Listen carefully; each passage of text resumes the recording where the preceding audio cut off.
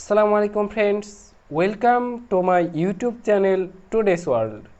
আজকের ভিডিওতে আমরা জানব 5টি এমন ফটো এডিটিং ট্রিক্স যেখানে 4টি ট্রিক্স হবে ওয়েবসাইট বেসড। দ্যাট মিন্স আপনাকে এক্সট্রা কোনো অ্যাপ্লিকেশন ডাউনলোড করতে হবে না বা ইনস্টল করতে হবে না।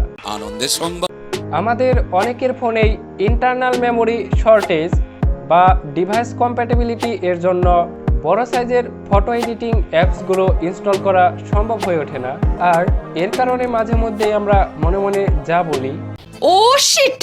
আশা করি আজকের ভিডিওটি আপনাদের জন্য হেল্পফুল হবে, আর ভিডিওটি দেখে আপনারা বলবেন না মানে 10-এ 10 পাইছো।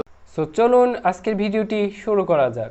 সো বন্ধুরা, যেমনটি বলছিলাম, আপনারা চাইলে কোনো অ্যাপ্লিকেশন ইনস্টল না করে এমন কিছু ওয়েবসাইটস আছে যেগুলোতে গিয়ে আপনাদের ফটোগুলোকে হাই রেজলিউশনে ইচ্ছে মতো এডিট করতে পারবেন। সো আমাদের আজকের প্রথম ওয়েবসাইট হলো imageupscaler.com।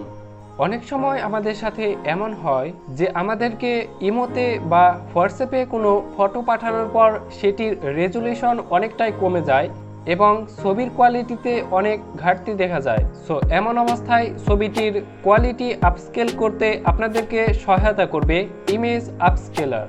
তো ফ্রেন্ডস, আপনারা দেখতে পাচ্ছেন আমরা চলে এসেছি আমাদের মোবাইলের স্ক্রিনে।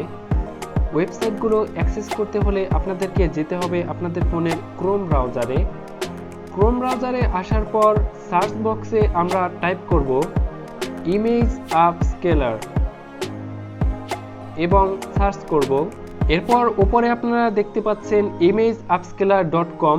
এই ওয়েবসাইটটিতে আমরা প্রবেশ করব। অতঃপর আপনারা এরকম একটি ইন্টারফেস দেখতে পাবেন যেখানে ড্র্যাগ অর ড্রপ নামে একটি আইকন আছে। আমরা এখানে ড্র্যাগ অর ড্রপে ক্লিক করব। ড্র্যাগ অর ড্রপে ক্লিক করার পর আপনাদেরকে সরাসরি আপনাদের গ্যালারিতে নিয়ে যাওয়া হবে। তো সেখান থেকে আপনারা আপনাদের যে ছবিটিকে আপস্কেল করতে চাচ্ছেন সেই ছবিটিকে সিলেক্ট করে নেবেন। দেখতে পাচ্ছেন আমি আমার ছবিটিকে সিলেক্ট করে নিয়েছি। তো এরপর আপনারা স্টার্ট বাটনে ক্লিক করবেন। স্টার্ট বাটনে ক্লিক করার পর দেখতে পাচ্ছেন এখানে এটি স্টার্ট হয়ে গিয়েছে, অর্থাৎ আপনার ছবিটি আপস্কেল করার সিস্টেম চালু হয়ে গিয়েছে। ইমেজটি আপস্কেল হওয়ার পর আপনারা এর পাশে কর্নারে ডাউনলোড বাটন পেয়ে যাবেন। তো ডাউনলোড বাটনে ক্লিক করলে আপনাদের ফটোটি এভাবে গুগল ক্রোমে ওপেন হয়ে যাবে, যেখান থেকে আপনারা ট্যাপ করে রেখে এটিকে ডাউনলোড ক্লিক করে ডাউনলোড করতে পারেন। তো আপনারা এতক্ষণ দেখলেন কিভাবে আপনারা ইমেজ আপস্কেলার থেকে আপনাদের ফটোর রেজুলেশন বা ক্লিয়ারিটি বাড়িয়ে নিতে পারেন অনেকাংশেই। তো এরপর আমরা যে ওয়েবসাইটটি সম্পর্কে কথা বলবো সেটি হলো cleanup.pictures। মাঝে মধ্যে আমাদের ফটোতে এমন কিছু আনওয়ান্টেড অবস্ট্যাকলস এসে যায় যেগুলোকে রিমুভ করা প্রয়োজন হয় ছবিগুলোর শোভাবর্ধন করতে। তো এর জন্য আমরা চলে যাব cleanup.pictures-এ। cleanup.pictures অ্যাক্সেস করার জন্য আপনাকে চলে যেতে হবে আপনার গুগল ক্রোম ব্রাউজারে এবং সার্চ বক্সে টাইপ করতে হবে cleanup.pictures। সার্চ করার পর আপনাদের সামনে এরকম একটি ইন্টারফেস শো হবে। আপনারা দেখতে পাচ্ছেন এখানে লেখা আছে tap hair two load your picture. এখানে ক্লিক করলে আপনাকে সরাসরি আপনার গ্যালারিতে নিয়ে যাওয়া হবে এবং সেখান থেকে আমরা একটি ছবি ক্লিক করে নেব, অর্থাৎ ছবি সিলেক্ট করে নেব। একটি ছবি সিলেক্ট করার পর আপনাদের সামনে এরকম একটি ইন্টারফেস শো হবে। তো দেখতে পাচ্ছেন আমার একটি ছবি আমি সিলেক্ট করে নিয়েছি। এখান থেকে আমি এই প্রজাপতিটি রিমুভ করতে চাচ্ছি। তো এটিতে আমরা ট্যাপ করে ড্র্যাগ করব। এরপর ক্লিন অপশনে ক্লিক করব। এটি প্রসেস হচ্ছে। প্রসেসিংয়ের পর আপনারা রেজাল্ট দেখতে পাচ্ছেন ফটোটি থেকে প্রজাপতিটি রিমুভ হয়ে গিয়েছে। এভাবে আপনারা চাইলে আপনাদের ছবিতে থাকা অন্যান্য যে কোনো অবস্ট্যাকলস রিমুভ করতে পারেন। সো ফ্রেন্ডস, আপনারা দেখলেন কিভাবে আপনারা cleanup.pictures দ্বারা অতি সহজে আপনাদের ছবি থেকে আনওয়ান্টেড অবস্ট্যাকলস রিমুভ করতে পারেন। এরপর আমরা যে ওয়েবসাইটটি সম্পর্কে কথা বলবো সেটি সম্পর্কে হয়তো আপনারা অনেকেই অবগত আছেন। ওয়েবসাইটটি হলো remove.bg। এইটা আমরা জানতাম। remove.bg এমন একটি ওয়েবসাইট যেখান থেকে আপনারা চাইলে আপনাদের ছবির ব্যাকগ্রাউন্ড চেঞ্জ করে নিতে পারবেন মাত্র এক ক্লিকেই। তো আমরা এখন চলে যাব remove.bg-তে। remove.bg-র মাধ্যমে আপনার ছবির ব্যাকগ্রাউন্ড রিমুভ করতে হলে আপনাকে চলে যেতে হবে আপনার ক্রোম ব্রাউজারে এবং সার্চ করতে হবে remove.bg। remove.bg সার্চ করার পর আপনার সামনে এরকম একটি ইন্টারফেস শো হবে। এখানে আপলোড ইমেজে ক্লিক করলে আপনাদেরকে সরাসরি আপনাদের গ্যালারিতে নিয়ে যাওয়া হবে। তো আমরা আপলোড ইমেজে ক্লিক করে একটি ছবি পিক করে নেব। তো গ্যালারি থেকে আমি আমার একটি ছবি পিক করে নিয়েছি। এরপর এখানে আপলোডিং শো হচ্ছে, অর্থাৎ আমার ছবিটি এখানে আপলোড হচ্ছে এবং এডিট হয়ে ব্যাকগ্রাউন্ডটি রিমুভ হয়ে শো হবে। তো আপনারা দেখতে পাচ্ছেন আমার ছবিটি থেকে ব্যাকগ্রাউন্ড রিমুভ হয়ে গিয়েছে এবং এটি আপনি চাইলে একটি পিএনজি ফাইল হিসেবে সেভ করে রাখতে পারেন পরবর্তীতে এটিতে অন্য কোনো ব্যাকগ্রাউন্ড অ্যাড করার জন্য। তো আপনারা এতক্ষণ দেখলেন কিভাবে আপনারা remove.bg ওয়েবসাইটটি থেকে আপনাদের ছবির ব্যাকগ্রাউন্ড ইরেজ করে নিতে পারেন এবং আপনারা চাইলে পরবর্তীতে আপনাদের ইচ্ছামতো ব্যাকগ্রাউন্ড অ্যাড করে নিতে পারেন। এরপর আমরা যে ওয়েবসাইটটি সম্পর্কে কথা বলবো সেটি হলো photopia.com। ফটোপিয়াতে অ্যাক্সেসের জন্য আমরা গুগল ক্রোম ব্রাউজার গিয়ে সার্চ বক্সে টাইপ করব photopia.com। photopia.com সার্চ করার পর আপনাদের সামনে এরকম একটি ইন্টারফেস শো হবে। ওপেন ফ্রম কম্পিউটারে ক্লিক করলে আপনাদেরকে সরাসরি গ্যালারিতে নিয়ে যাওয়া হবে।